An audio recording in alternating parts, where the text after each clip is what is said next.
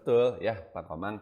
Misalnya gini nih ya, Astra Internasional itu kan pemegang saham pengendali dari United Tractors UNTR. Ya maka Astra ini pegang sahamnya UNTR itu lebih dari 50%. Selebihnya baru dipegang oleh investor publik ya.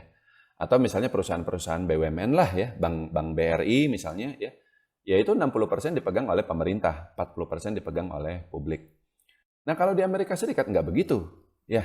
Pemegang saham pengendali itu banyak yang dia cuma pegang 20%, 16%. Bahkan Jeff Bezos yang memegang saham Amazon itu cuma pegang 12% dari saham Amazon tersebut. Nah, kenapa begitu? Dan apakah dalam hal ini, misal begini, kataku berarti kan ada kemungkinan dong Berkshire Hathaway itu ada orang lain yang pegang sahamnya lebih banyak dibanding Warren Buffett. Iya kan? Misal nih saya ada orang kaya, saya ini orang kaya gitu kan, saya beli saham Berkshire Hathaway secara terus-menerus di pasar sampai kepemilikan saya itu mencapai 20% di Berkshire Hathaway. Berarti lebih besar dong dibanding kepemilikannya Warren Buffett yang hanya dalam tanda kutip 16%. Apakah itu berarti saya kemudian menjadi pemegang saham pengendali di Berkshire? Menyingkirkan Warren Buffett? Enggak, Pak. Jadi gini, kalau di Amerika itu ada namanya voting rights. Anda bisa googling nggak kata kuncinya? Sebentar. Nah ini nih, voting rights in company ya. The right of shareholder bla bla bla. Intinya begini, ya. Pemegang ketika perusahaan dia go public atau ketika perusahaan IPO ya. Maka pemilik lamanya atau foundernya dia bisa jual sampai 90% kepemilikan perusahaan sehingga dia tinggal sisa pegang 10% saja. Tapi ada yang namanya itu voting rights. Voting rights ini tidak melekat dengan saham itu tadi. Voting rights ini terpisah dengan saham gitu loh. Jadi kalau founder ini meskipun dia melepas mayoritas sahamnya ke publik ya, jadi dia tinggal pegang 10%, tapi bisa voting rights-nya dia itu tetap 60% terhadap seluruh voting rights yang ada. Voting itu kan kayak pemilu itu misalnya begini. Perusahaan mau melakukan aksi korporasi ya, mau akuisisi perusahaan lain gitu kan.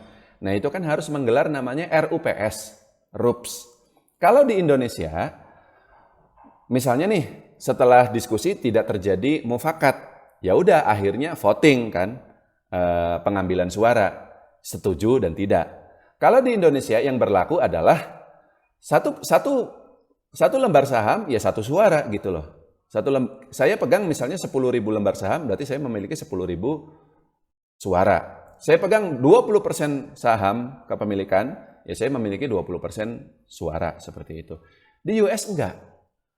Meskipun pemegang saham pengendalinya cuma pegang 10% saham beredar, tapi kalau dia tetap voting rights-nya sebesar 60%, maka dia yang pengendalinya gitu loh. Dan itu terpisah, begitu.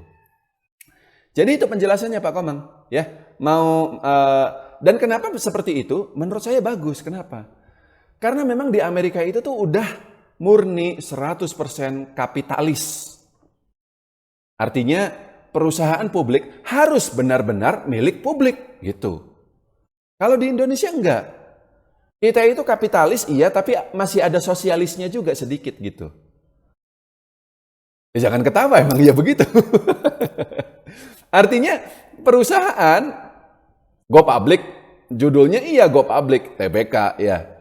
Tapi majoritinya tetap dimiliki oleh ownernya.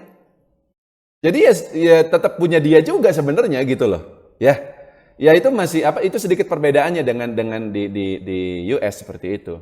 Kalau di US enggak. Nah sebenarnya metode voting rights ini juga sudah sedikit mulai diadaptasi di Indonesia. Apa itu? Pak Komang tahu Goto? Goto itu kan sekarang 78% sahamnya dipegang oleh investor publik. Ya meskipun investor publik dalam hal ini tekor ya karena saham Gotonya mati digocap. Tapi bayangkan, hampir 80% saham Goto itu dipegang oleh investor publik. Jadi pemegang saham pengendali cuma pegang 20%, sisanya gitu loh. Nah itu, tapi ada sistem voting di situ. Bahwa yang pegang 20% ini tetap mengendalikan perusahaan secara keseluruhan gitu ya. Meskipun saham dia cuma 20%. Tapi itu hanya berlaku di Gotoh saja. Jadi untuk saham-saham yang lain di Indonesia, hak suara itu tetap melekat terhadap kepemilikan saham dia. Kalau saham dia kurang dari 50%, ya otomatis dia bukan pengendali lagi gitu loh.